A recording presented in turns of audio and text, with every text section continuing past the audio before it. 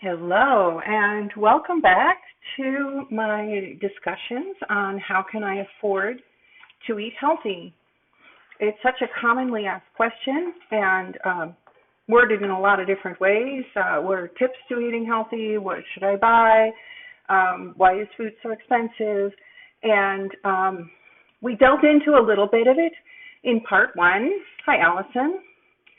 So part one, we talked a little bit about healthy foods. And my big question is, what makes you think food should be cheap? And we talked about the economics of food and how Americans spend very little on quality food. So I promised to move on today to some more practical tips on eating healthy and buying healthy food.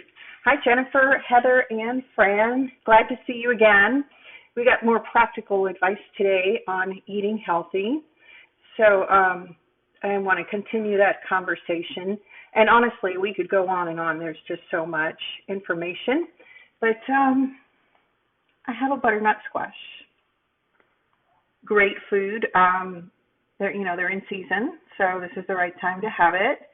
They're what I would call a good carb and very versatile. A lot of ways to cook this. So my question to you is, first of all, what do you think it weighs? It's a pretty good sized one. Here's my hand. So it's pretty good size. This is a 10-inch cooking knife. So it's about more than 10 inches, about 10 inches long. What do we think it weighs? It's ripe, so 3 pounds. It's a good guess. Anybody else? Hi, Maxine. What do you think my butternut squash weighs? So Fran's got a good guess there at 3 pounds. Allison at 3 pounds. It's actually a little bit less than that, just barely less than that. It's 2.81 pounds. So, these weigh quite a bit. And I would say this is a pretty good size one as far as a butternut squash goes. So, Jennifer 2, Fran said 3. It's 2.81 pounds. I just weighed it, and if you want to see. Oh, turn it on, Janelle. Just making sure, 2.81 pounds. So, that is 2.81 pounds. So, it is a good-sized butternut squash. And like we said, it's a healthy food. So how much do you think it costs?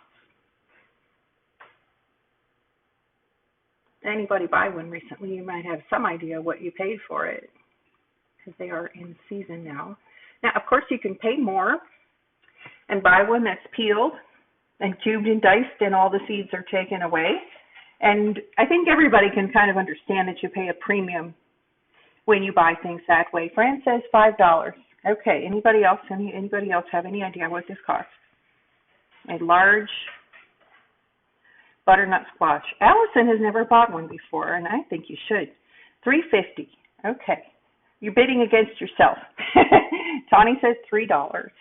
Okay. All right. So here's the thing about a butternut squash.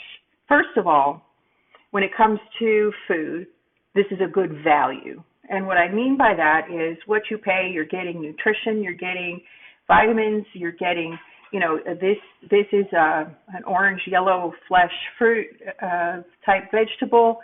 So, you're going to get potassium in here and vitamins as well as good healthy carbs compared to buying a white potato. But the big question is, what does this cost? And we're talking about, affording to eat healthy. So here's the truth of it, okay? An organic one at Whole Foods is $1.69 a pound right now. I've seen them higher and lower, but they are in season right now. We don't need an organic butternut squash because it's not on the Dirty Dozen, which is now the Dirty 15. And I mentioned earlier, look for my post on the top 15 vegetables and herbs that you should buy organic because they are laden with pesticides. But a butternut squash is safe to buy non-organic. Now, if it happens to be organic that you buy, it's not a problem, of course, always better. But this doesn't have to be organic. But at that $1.69 a pound, this would come to $4.75. cents. It's a bit for a vegetable, right? I need better knives. Yes, you need good knives for this. They are difficult, but I could show you a way to cook it without cutting it, and then you don't have to worry about that. Okay, next store, HEB, which is a big chain in the Houston area. So I would call it like your mainstream grocer, $1.19 a pound. So that makes this $3.34. Okay. Aldi, love that store. And I recommend checking out Aldi if they are on Instacart and you can order food delivered from Aldi, or if you have one near you, 99 cents a pound. So that brought it to $2.78. So Tawny, your $3 choice there, that's right on if you bought this at Aldi. Okay. And I would say overall they're a great place for organic vegetables too, at really good prices. Like their blueberries organic are about the price of the normal blueberries at another store. So I'm really excited to shop there when I can. So let's move on. Sprouts. That's another chain, organic in this case as well. So we can kind of expect to pay more, but it was $1.29 a pound. So that brought it to $3.62. Okay. So we've got $4.75, $3.34, $2.78, $3.62. How about Trader Joe's?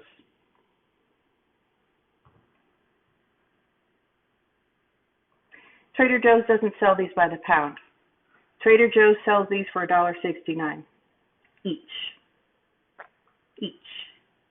So I just wanted to point that out because sometimes people think, oh, Trader Joe's is a specialty store. Everything is more expensive. No, they have good prices on produce. And as a matter of fact, also from my Imperfect Foods box, I got a butternut squash organic a few weeks ago. I think it was around $1.69. It was smaller than this, but an organic typically is. So it's just something to think about. And I know you're not going to go to all these stores. But now, since COVID and a lot of people are shopping online, hey, I open up all the tabs on the computer and I'll check around, and this is what I found. So you got to be careful when you see in a store, sometimes things are priced by the pound, sometimes they're priced by each. I mean, if it's lettuce, spinach, and all that by the pound, it's not going to cost you too much. But keep in mind, a substantial fruit or vegetable that's ripe, it's going to weigh something. You know, apples by the pound, boy, you can start filling up a bag, and next thing you know, you're spending some money. So compare those by the pound to maybe the bag that you can buy, and all these is another. Apples are a good price there. They sell them in a bag, small ones, and the Imperfect Foods apples are delicious as well and well priced. So I thought I would point that out because it's a huge difference in price. Now, not to ditch Whole Foods, because a couple of weeks ago I had a list started with a local grocer, and there were some produce items, and Whole Foods was way cheaper. Typically what I do, I'll do like Costco maybe once a month because there are household items that are a good price there and certain items. And then I'll shop like Aldi and Whole Foods and just compare between the two. And it's surprising. I would not anymore assume that Whole Foods is the most expensive. In this case, it was because they had an organic one and they were selling it by the pound. So Sprouts for an organic was the best price. But your buy the each from Trader Joe's and from Imperfect Foods is going to be your best bet on this. And this goes a long way. This is a lot of food right here. So it's just something to keep in mind. Here's my next one. Maybe a more common ingredient. So I got bell peppers, and these are gigantic. And when they're priced per each, which they usually are, just pick the biggest ones, okay? I have no problem with that. When you pick them, you just want to make sure that there's no soft spots on them. These look great. Okay. So don't ask me why. I'm not going to get into the farmer stuff, but the thing with bell peppers, and I wish I had a red one because that's my favorite. The red, the orange, and the yellow ones are much sweeter, and they're really delicious grilled or roasted. And definitely in something raw, like in your Greek salad and things like that. The green tends to have a little bit more bitterness, but when it's cooked certain ways, it kind of levels out. Here's the thing. I don't know what I paid for these, but I know in the middle of summer when these are really in season, you can get 3 to 5 of these green ones for $1. Whereas these guys go down maybe to $1 each, and then once in a while you'll find them at 2 for $1. And that's when you grab them, right? But the point is, I've got a pot of chili going, put the green ones in. They're cheaper. You don't need the red and the yellow ones in chili. This is going to cook down, and the bitterness that you notice won't be noticeable. Does it have spots on it? What to do with it? Well, if you already have one with a soft spot, just cut it out and eat the rest. I wouldn't worry about it. Not at all. Now, if you cut it open and you see mold inside, I would put that in the compost. It's very rare. These keep too, by the way. So as far as, a good value, if you have these on sale and you have a lot of them in the refrigerator, they will keep for quite a while. So here's the thing with peppers. When they're cheap, right? Super cheap in the summer. So when these get to 7 for $1 and these get for 2 for $1, buy them. Cut them up into strips. Put them on a cookie sheet, freeze them, and then once they're frozen so they don't stick together, put them in a Ziploc, and now you have them for your chili, for your cooking, and so forth.